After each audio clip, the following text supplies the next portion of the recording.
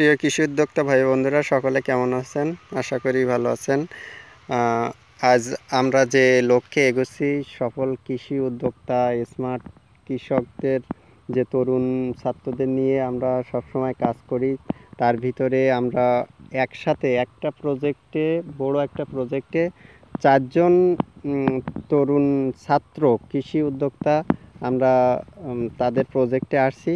তো এখানে আপনারা দেখছেন মালচিংয়ে বেগুন আছে, শসার প্রজেক্ট আছে, তার সাথে মরিচ আছে, আরও অনেক জাতের আর কি ফসল এখানে দেখা যাচ্ছে। তো এটা এর ভিতর সমন্বিত চাষাবাদও আছে। তো আমরা কথা বলবো পড়াশোনার পাশাপাশি এই চাষের সাথে উদ্বুদ্ধ হয়ে এখান থেকে ভালো একটা বেনিফিট তারা পাচ্ছে। তো ভাই আপনার পরিচয়টা দেন, কেমন আছেন বলেন? আলহামদুলিল্লাহ ভালো। আমার নাম সোহাগ। আমি অনার্স থার্ড ইয়ারে মানে রানিং পড়াশোনা চলতেছে ম্যানেজমেন্টে, তার পাশাপাশি কৃষিকাজ করা। কৃষিটা আসলে ভালোবেসেই করা, ছোটো থেকে দেখে আসতেছি বাসাতে কৃষি, সেই উদ্যোগের থেকেই হচ্ছে আসলে কৃষিতে জড়ায় যাওয়া, অ্যান্ড খুব মানে আন্তরিকতার সাথেই। তো এই কৃষিটা তো আগে তো সনাতন পদ্ধতিতে ছিল। আগে সনাতন পদ্ধতি ছিল, হ্যাঁ, সেটা আপনাদের দেখা দেখি বা আপনাদের বিভিন্ন ট্রেনিংয়ের মাধ্যমে আপনাদের পাশে গিয়ে এখন বর্তমানে আমরা হচ্ছে আধুনিক চাষ পদ্ধতিতে। তো বলেন যে অনেকে ভাবে যে আধুনিক পদ্ধতিতে চাষাবাদে অনেক খরচ বেশি, ব্যয়বহুল প্রাথমিক স্টেপে। তো এ থেকে কি সুবিধা অসুবিধা পাচ্ছেন? না, এটা হচ্ছে আপনার আরও যে হচ্ছে আধুনিকটাই সুবিধা, সবসময় সুবিধাই বেশি। তার কারণ আপনার যে হচ্ছে এটাতে হচ্ছে শ্রম কম লাগে। আপনার এই যে জমিতে যে পরিমাণে আমাদের ঘাস বাছতে খরচ হয়, নিড়ানি খরচ এক কথায় যেটা, সেটা অনেক সাশ্রয়ী। গাছগুলো অতি দ্রুত মানে সঠিক সময়ে ফলন দিতে পারে আধুনিকটাতে। কিন্তু সনাতনটা হচ্ছে আপনার ওই যে প্রচুর পরিমাণে ঘাস হয়ে থাকে, যার কারণে বারবার নিড়ানি দিতে হয়, পোকামাকড়ও দেখা যাচ্ছে ওতে বেশি লাগে, আক্রমণটাও বেশি থাকে। কিন্তু এটাতে পোকামাকড়ের আক্রমণ খুবই কম। এদিক থেকেই বিবেচনা করলেই আধুনিকটাই বেটার। আর ফলনের কোয়ালিটিটা কি ওইরকম বেশি ভালো হয় সনাতন পদ্ধতিতে চাষাবাদ করেন? মানে ওর ফলনের শেপ সাইজ বা এটার তো হচ্ছে এখনো পর্যন্ত এই গাছটা আপনার যদি হচ্ছে এই গাছটা দেখেন আর আপনি একটা মাটির গাছ দেখবেন, দেখলে আপনি বুঝতে পারবেন যে এইটার আর ওইটার ডিফারেন্স কতটুকু। মানে সেম একই টাইমে লাগাইলে ওটার যে টাইমে ফল আসবে তার থেকেও মিনিমাম তো 10-15 দিন আগে এটাতে আমরা ফল পাবো। তাহলে বাজার দরটাও আর কি বেশি পাওয়া যাচ্ছে, আমরা বেশি পাচ্ছি। আর ফলের শেপ সাইজটাও এটাতেই ভালো। আর এই যে মালচিং এ আপনার এতে লেবার কস্টটাও তো কম লাগতেছে, জাস্ট প্রথমে যেটা ওটাই। হ্যাঁ, লেবার কস্ট কম আছে প্রথমেই। মানে এটার কি প্রথমেই মনে করে যে অনেক খরচ বেশি, কিন্তু না, নিড়ানি খরচ হিসাব করতে গেলে এটাই বেটার। আর যেহেতু এখন যে আমরা যারা চাষাবাদে দেখতে পাচ্ছি কি মানে তরুণ যারা কৃষি উদ্যোক্তা তৈরি হচ্ছে, এদের পড়াশোনার পাশাপাশি কিন্তু কৃষির সাথে যুক্ত হতে হচ্ছে।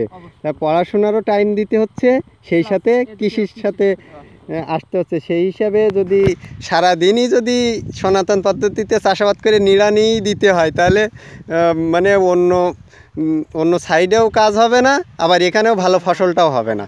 এখানে আমার একটা দিনের ভিতরে 4 ঘন্টা আপনার কাজ করলে এনাফ, কিন্তু সনাতন পদ্ধতিতে গেলে আমার মনে হয় যে 4-8 ঘন্টায়ও হচ্ছে সেটা শেষ হবে না। আর লেবারদের সাথে না থাকলেও তো তেমন মানে ওরাও কাজও ঠিক মতো করে দেয় না, নিজের সাথে অ্যাডজাস্ট থাকতে হবে সব সময়। এর সাথে আপনার লেবার কস্ট, আপনি ঠিক আছে লেবার কস্ট প্রথমে একটু আসলেও আপনার সাথে থাকতে হবে। আধুনিকটার সাথে আপনাকে জানতে হবে, জেনে আপনাকে লেবারের সাথে কাজ করতে হবে। আপনি শুধু লেবারের হাতে ছেড়ে দিলেই আপনি এটাতে ভালো বেনিফিট পাবেন না, আপনারা জানতে হবে। তো এখানে আপনারা যে প্রজেক্টটা করছেন কত বিঘার প্রজেক্ট এবং কয়জন মিলে আপনারা এই উদ্যোগটা নিছেন? টোটাল আমাদের প্রায় 6 বিঘার মতো, আমরা 4 জনে। তো এইটা কি কি ফসল আছে? আমাদের হচ্ছে বেগুন আছে বিগ বস, মরিচ আছে নাগা ফায়ার, আপনার শসা আছে। শসা কি কি জাতের শসা? হলো আপনার তুষারা প্লাস ওর সাথে হচ্ছে আমাদের দেশীয় যে হচ্ছে খিরাইটা পাওয়া যায়, যেহেতু আমাদের এখানে ক্ষীরার চাহিদাটা বেশি, সেই হিসাব করে আমরা খিরাইটাও লাগাইছি এর সাথে। প্লাস আলু আছে, আর আখ আমাদের এর পরবর্তী স্টেপে হচ্ছে আখ উঠে আসবে এটার পরেই। তো চলেন একটু শসার প্রজেক্টটা একটু ঘুরে দেখে আসি। ওকে চলো। এটা হচ্ছে আমাদের তুষারা জাতের শসা। এর হচ্ছে ফলনটা আপনি দেখলেই বুঝতে পারবেন যে একেবারে গোড়া থেকেই এর ফলনটা, মানে জালি একেবারে গোড়ার পাতা থেকেই, এই যে এটার থেকে আপনি দেখলে আরও ভালো বুঝতে পারবেন যে হচ্ছে কত দ্রুত এটা ফল চলে আসতেছে। আর এর গাছের কোয়ালিটি মাশাআল্লাহ অনেক সুন্দর। এইটা আপনার কত ফিট মালচিং পেপার দিছেন? এটা হচ্ছে আপনার 2 ফিট মালচিং পেপার, মানে 4 ফিট কেটে হাফ কেটে 2 ফিট করে। আর এই বেডের উচ্চতা কতটুকু দিছেন এবং বেড চওড়া হাইট কতটুকু আর চওড়া কতটুকু দিছেন? আর ড্রেন আপনার ড্রেনটা করা হচ্ছে 1 ফিটের মতো আছে, 1 ফিট একটু বেশি দিলেও ভালো হবে। আর হাইটটা আপনার 1.5 ফিট করা, কিন্তু আমাদের পানির কারণে হয়তো একটু কম বেশি হয়েছে, পানি দেওয়া মাটি পড়ে গেছে যার কারণে কম বেশি হয়েছে। আর বেড এই চওড়া 2 ফিট নাকি? হ্যাঁ চওড়া 2 ফিট, 2 ফিট চওড়া বেড। আর হাইট হচ্ছে 1 থেকে 1.5 ফিট, 1 থেকে 1.5 ফিট, 1.5 ফিট। আর ড্রেন হচ্ছে 1 ফিট। এটা দর্শক আপনারা খেয়াল রাখবেন। আর মাচাটা আপনার এ প্যাটার্নের মাচা দেওয়া, এটা 7 ফিটের এ প্যাটার্নের মাচা করা, 7 ফিট বাঁশ কাটা আর কি। আর আপনার এখানে সার ম্যানেজমেন্টটা একটু বলেন যে আপনার এইটা কত শতাংশ জায়গার উপরে সার ম্যানেজমেন্টটা কিভাবে কি দিচ্ছেন, মানে কি কি সার প্রয়োগ করছেন? এটা তো হচ্ছে এখনো পর্যন্ত শুধুমাত্র মাটিতে সার দেওয়া। হ্যাঁ ওইটা মানে বেড করে বা চাষের সাথে কি কি দিচ্ছেন, কতটুকু পরিমাণ? চাষে গিয়ে আমরা সার প্রয়োগ করছি, ওখানে দেওয়া ছিল আপনার ড্যাপ দেওয়া ছিল, ফসফেট দেওয়া ছিল। ওটা মানে শতাংশ প্রতি কেমন? শতাংশ প্রতি হচ্ছে আপনার ওটা করছি 1 থেকে 1.5 কেজি এরকম শতাংশ প্রতি হচ্ছে সারটা প্রয়োগ করা। ড্যাপ এন্ড ফসফেটটা হচ্ছে আপনার 2 কেজি করে শতাংশে, 2 কেজি করে দিছি।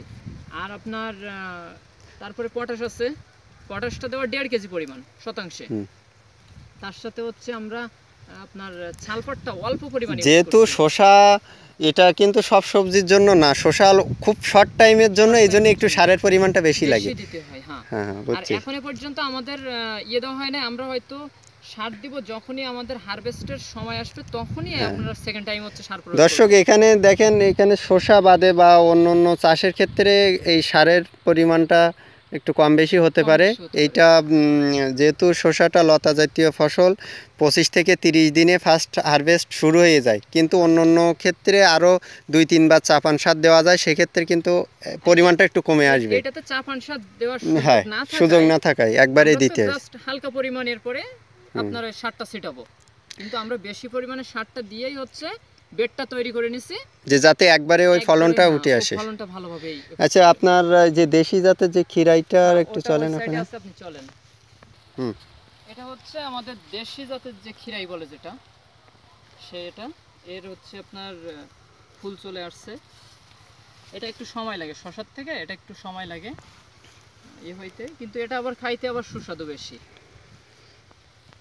এটাও তো ওই বেড পদ্ধতি সবগুলাই সেম, তারপর মাছাও সেম, শুধু ওটা শসার জাত, এটা হচ্ছে এইটা কত শতাংশ জায়গার উপরে? এটা আপনার আছে এই দেশিটা 30% জায়গা এখানে। এটা তো এইটা আপনি কম্বিনেশনে দিবেন, মানে আগে এইটা হারভেস্ট হবে, তারপরে সেকেন্ডটা, তারপরে তুষারাটা, এভাবেই একের পর আগে। তুষারাটা রমজান, মেনলি রমজান টার্গেট করে। গুড, ওইটাই একটা রেট দেখা যাচ্ছে, এটা শেষ হয়ে গেলে ওটা একটা ভালো রেট পাওয়া যাবে। তো এখানে কৃষির সাথে আপনারা এই আধুনিক চাষাবাদের সাথে কতদিন যুক্ত আছেন? আপনারা এই যে ফ্রেন্ডরা একসাথে করছেন? আধুনিক চাষাবাদের সাথে আমরা জড়িত আছি আপনার 3 বছরের মতো। এর আগে আমরা সনাতন পদ্ধতিতে এই চাষ করতাম। তো এই এরিয়ায় আধুনিক চাষাবাদের সাথে আরও যে প্রতিষ্ঠানগুলা আমাদের এখানে কাজ করতেছি, এখানে যে সাইটগুলা নিয়ে আমরা কাজ করতেছি, এখানে এই আধুনিক চাষাবাদে মানুষ আরও উদ্বুদ্ধ হচ্ছে, আপনাদের কি মনে হচ্ছে? হ্যাঁ অবশ্যই, কিন্তু হচ্ছে তারা আপনাদের সাইটে আসতেছে অল্প স্বল্প করে আসতে, মানে সাজেশন নিচ্ছে আমাদেরটা বেটার দিকে, তারাও আগ্রহী হচ্ছে। অনেকেই বলতেছে যে হচ্ছে পরবর্তীতে তারাও হচ্ছে এটাই করবে, এবছর হচ্ছে পারে নাই, পরবর্তী বছর থেকে তারাও শুরু করবে অল্প অল্প করে, এন্ড তারাও নিচ্ছে অল্প অল্প করে আমাদের সাজেশনগুলো নিচ্ছে, নিয়ে কাজ শুরু করতেছে, তারা প্রস্তুতি নিচ্ছে কথায়। আর আপনাদের এই যে চারাগুলা যদি আমরা যদি এমন একটা পরিবেশ করে দিতে পারি যে একটা পলি হাউসের একটা ছোটোখাটো একটা যদি সুবিধা দিতে পারি, তাহলে যেহেতু চারাটা আমরা প্রতিষ্ঠানে করলেও সেখান থেকে আনা একটা নিজেদের একটা খরচের দিক থেকে একটু বেশি পড়ে যায়, চারাটার অনেক সময় দেখা যাচ্ছে পরিবহনের জনিত কারণে একটু ক্ষতি হয়। তো আপনাদের যদি আমরা ছোটোখাটো করে একটা পলি হাউস করে দিতে পারি কম খরচের মধ্যে, তাহলে কি আপনাদের সুবিধা হয় কি না?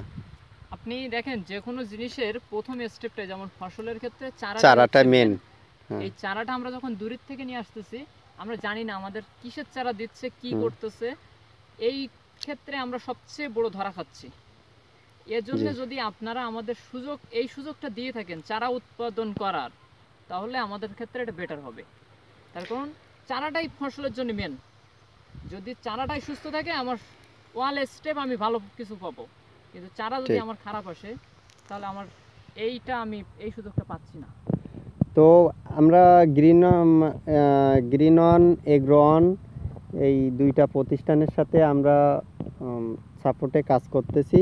তো আমাদের মেনলি নিজেদের প্রতিষ্ঠান হচ্ছে গ্রিন বাংলা এগ্রিকালচার। তো আপনারা গ্রিন বাংলা এগ্রিকালচার থেকে আধুনিক যত চাষাবাদের যে সমস্ত প্রোডাক্ট থেকে শুরু করে পলি হাউস তৈরি করা সব ধরনের সুবিধা আপনারা এখান থেকে আমাদের প্রতিষ্ঠান থেকে পাবেন।